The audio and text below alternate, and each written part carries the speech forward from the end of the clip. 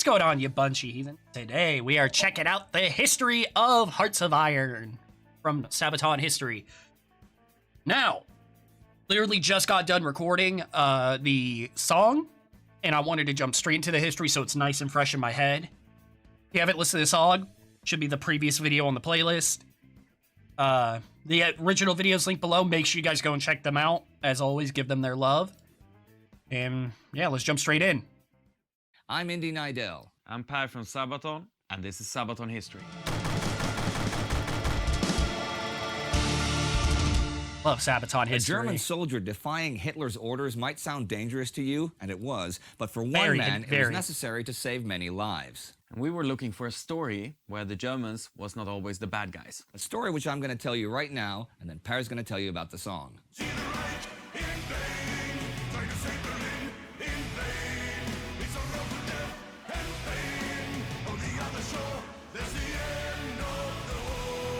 Okay. I got the From the beginning. Very obviously, I got the idea that the song was from the German perspective. I mean, who could tell with all the German lyrics in it? No, I'd love to hear the story of it. Final World War II offensive towards Berlin on April 16, 1945, the situation on the Eastern Front had deteriorated rapidly for the Germans. By the 22nd, Soviet tank corps spearheads were already starting to surround Berlin from the north and the south. With the encirclement of Berlin soon at hand, German high command from the bunkers under the city center were calling for immediate assistance. The 12th Army, under General of the Panzertruppe Walter Wenck, had just retreated east of the Elbe at this point, fighting a losing battle against the American advance from the west. Now beyond the river, they could make a stand while providing a tactical reserve against that advance. But the Führer's orders changed their enemies. Now, Wenck's 12th was ordered to strike to the east, into the Soviet flanks, and to relieve Berlin. However, what was called an army, a corps, or even a detachment this late in the war was often nothing more than a mixed group of veterans, stragglers, wounded, and conscripted youngsters and middle-aged, and even old. Yeah, very young. It's bottom of the barrel shit by this point in the war. I'm trying to remember if this was... I don't remember that if he said a date or what the date was, if he did. If Hitler had killed himself yet. Old men. Wenck's 12th had a large group of basically kids from the Hitler Youth. Young. Oh, that's depressing.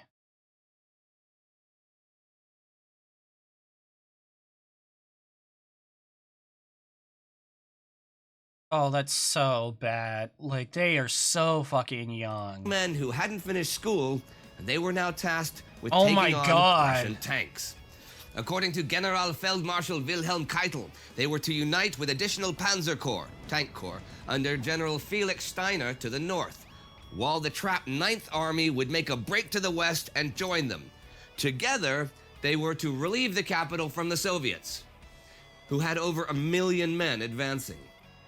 It was a plan, at least, but one that only existed on paper. Wenck's army had only recently been reorganized with men from all branches that could still fight. That was the only requirement. But even this late in the war, the German army was still able and reliable, and they still had fight in them, even in a futile battle. The army's diaries of this day read, "No deserters, no prisoners, no missing." Who could ever have believed? Seems like nothing's been achieved. Just to walk a day, go all the way. The thrones are closing in as the end is drawing near. The 12th Army interfere. Open up or out, get people out. Its forces spread out there. The 12th Army was heading to Berlin. They had only a few vehicles and tanks, mostly mobile assault guns, and little fuel. So the men had to make the 150 kilometers to Berlin on foot. Damn, that would fucking suck. By the 25th, I know that happened a lot, they but had still. reached the outskirts of Berlin, but the situation had worsened dramatically. The Soviets were already south of Potsdam and east of Brandenburg an der Havel, west of Berlin. The surrounding of the capital was nearly complete, and the Soviet forces were much stronger than anticipated. While examining his maps, General Wenck hesitated. Was relieving Berlin even possible at this point? In talks with Keitel, though, The orders from the bunkers under Berlin were clear. Get the Fuhrer out. His destiny is Germany's destiny. Only you, Wenck, only you have the power to save Germany now. I'm trying to think. I don't think it was... I highly doubt it was actually possible for him to be able to get them out. So Wenck went to work. The only chance to relieve Berlin at this stage was to split his troops towards the north and south and relieve as many of the defending German forces around Berlin as possible so they could make up a small reserve for an attack towards Berlin itself. This would maybe destroy enough Soviet forces or just hold them back enough to give Berlin some breathing space and for civilian refugees to escape the city. But even that would only be temporary. But Keitel rejected this plan. Berlin itself had highest priority. A push toward the Fuhrer must be done immediately, and that's it. Well, so you want me to kill myself? This would quickly be the suicide of his army. And yeah, so you want me to just kill all my men? Had totally lost touch with the situation and the reality of the war. Steiner's tanks in the north were already being pushed back, and the 9th was fighting for its life. In this situation, Wenck chose not to follow the direct orders from Adolf Hitler himself. Instead, he, quote, had to follow the guideline of his conscience. Saving Berlin was impossible. Probably a little late, but the only thing his army could maybe achieve was getting as many people away from the Soviet advance as possible. By attacking towards Potsdam, he would relieve the encircled garrison there. And by creating a corridor from there towards Berlin, they'd be able to let refugees flee the city. An attack to the south would give the 9th Army a chance to join their lines. Yes, because from what I think I've heard is a lot of the time you did not want to, like, you want to surrender to the Allies, not the Russians. You do not want to surrender to the Russians. You would rather surrender to anyone but the Russians. The Russians, it was horrible what they would do to you if you surrendered to them. It didn't matter. You do not surrender. It was basically, do not surrender to them. You will it was almost guaranteed you would die. Wenck called this his Rettungswerk, pretty much his rescue mission. Only on this would he gamble. Like, there were war crimes on all sides, but the Russians, they would kill civilian. Like, no. Whether if you were civilian or military, you do not want to be near the Russians. The lives of his young soldiers. Is from what I heard. In the early morning hours of April 26, the final German offensive of the war I'd love it if you guys told began. me anything. Who'll survive and who will die? Up to Kriegsklick to decide. Those who made it cross without a loss have reason to reflect. It is not about Berlin. It is not about the Reich. It's about the men who fought for them. What peace can they expect?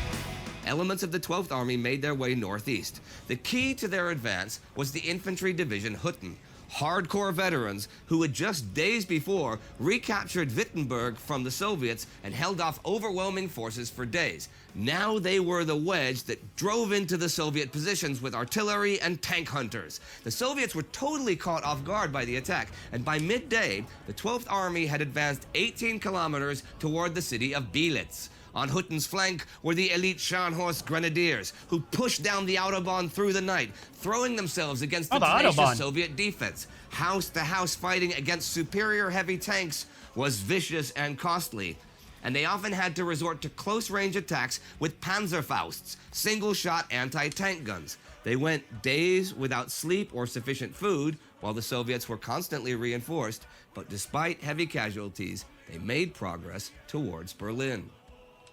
By May 1st, the 9th Army had managed to use the momentum of the 12th and break out of their encirclement. Spirits rose as the exhausted soldiers of the 9th and the hundreds of civilians with them joined the 12th. But seeing the ragged and wounded men limping into his ranks, Wenck marveled at Hitler's insane plan to fight the Soviets head-on. The 9th had been nearly destroyed fighting for its survival and the survival of the many civilians in its midst. Other fighting forces were able to link up with Wenck as well. And the same day, Hutten reached a large German military hospital near Potsdam. Once more, the fighting was brutal as they stormed the Soviet trenches, but for 24 hours, they were able to get many hundreds of wounded soldiers, nurses, and Red Cross personnel out before the Soviets could return. This was the very end of the European part of the war, and it is difficult to find and follow the reports from the last days of the fighting around Berlin. The Germans did not make many records. The Americans also often didn't record a lot of it, and the Soviet archives are still not fully available. Neither Which is Steiner weird to me. nor Wenck reached Berlin, though. That is actually super weird to me, and like, why? Like, even if you have secrets that you want to keep, Russia, generalization of the last days of the war, I feel like would be something you could release. And it's something that I always found kind of weird that they never did. And Hitler chose suicide over capture in his bunker. Okay, so this is before. So it started out before. Not sure if I was in this video or the song. On May the 2nd, Wenck's army retreated. It would protect the refugees and bring them across the Elbe and into American custody. Day and night they marched, avoiding contact with the enemy from the east as long as possible. Soviet pursuit, though, was initially weak, as they were concentrating on taking Berlin. On the 3rd, Wenck made contact with American General William Simpson of the 102nd U.S. Infantry Division of the 9th U.S. Army near Tangermunde. Now, the Allies had agreed among themselves that either the German army would capitulate as a whole, or that small groups could capitulate to them individually via their commanding officers. But there was a hitch. This partial capitulation could only happen to the opponent they're actually engaged with, which for Wenck was the Soviets. To surrender to the Americans, Wenck technically would have to attack them and then surrender. Well, the Americans simply kept silent in regard to the surrender proposal. That's...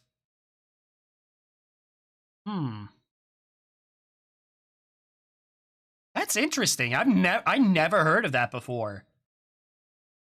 That if you want to surrender, or partial surrender, I guess, as he was saying, that you have to surrender to the people you were engaged with.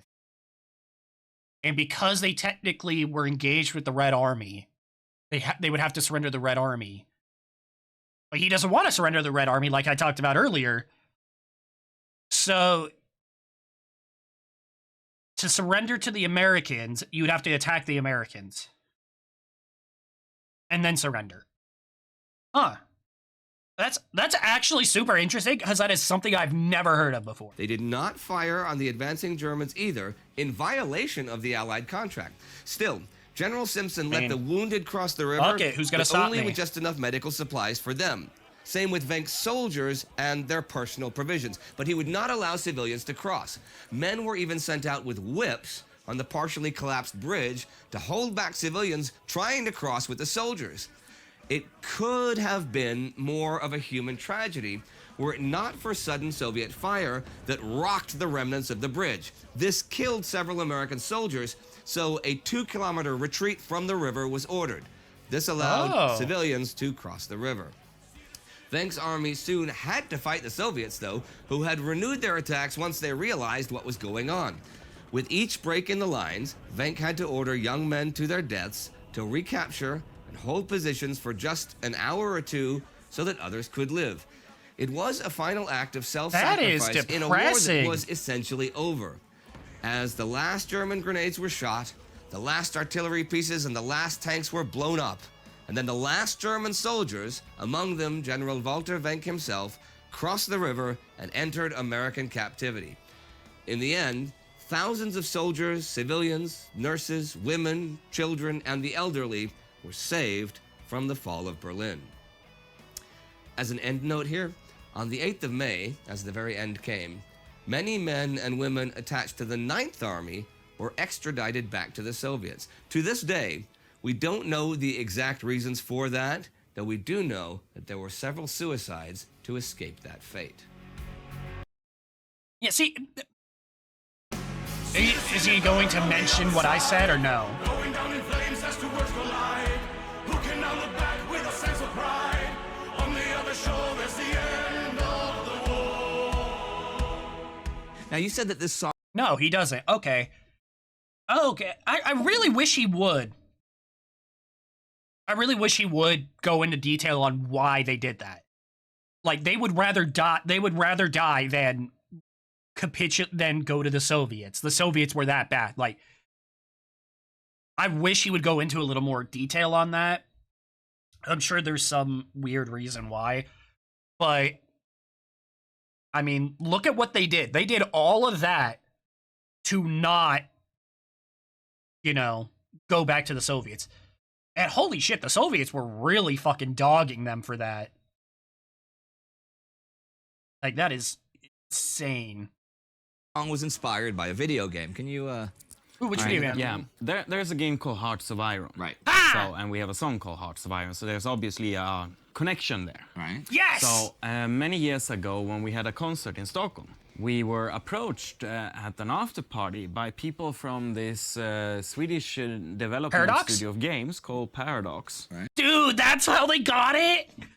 They were approached by Paradox because they had a concert there. That's so cool. I love that. And some of the Paradox, guys came stay and they said winning. that they were big fans of us, and they really appreciate the work that we are doing with writing music about history. And we started to talk about that we are doing pretty much the same thing. I mean, they are doing games about history, and we are doing music about it. They asked us, is there any way that you can like write a song that would be like a lead theme for our game that is coming? And we said, okay. Which game is and this? When we were Is this your OG? researching, we came across the story about Wenck, and it took a while to keep discussing and developing the idea. We did other things connected to this, and inside of Hearts of Iron, there is released now soundtrack of Sabaton. Oh, so no, it's Hearts of Iron 4. Yo, that's so dope. Fuck yeah. It was possible to get the music, love that. our songs, when you play the game. It's pretty funny actually today, but a lot of our fans in China discovered Sabaton through the game Hearts of Iron. Okay. When we speak sometimes with developers of games, they often talk about how important music is inside of that. Game, sure. And Dude, to be fair, yes, it's very important to games, but that's just media in general. Music is very important to media. Like, take a soundtrack out of any movie. If you take a movie and you take the soundtrack out, it changes the vibe of almost everything. So, yeah, it just completely changes the vibe. Sorry. Music is integral to it. What's funny is, I probably would have heard this song if I didn't turn off music whenever I played Hearts of Iron. Because usually Hearts of Iron is one of those games where I have something else on my other monitor. So if I didn't do that, then, yeah, that probably would be something I do. it's pretty funny because for a lot of people today, music is not important anymore. I mean, you see the whole industry of music taking a big tough hit, and people are not as willing to pay for music as they used to be. Music is integral to so much to convey. Like, no, music is so integral to so much. There you have it, Hearts of Iron 4 featuring Sabaton music, and that was all for today with Hearts of Iron. On Sabaton History channel.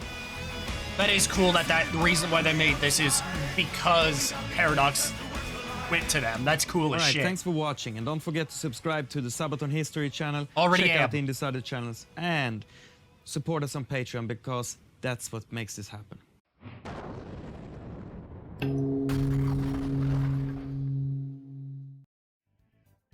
God, I love learning the history about this stuff. It's so good.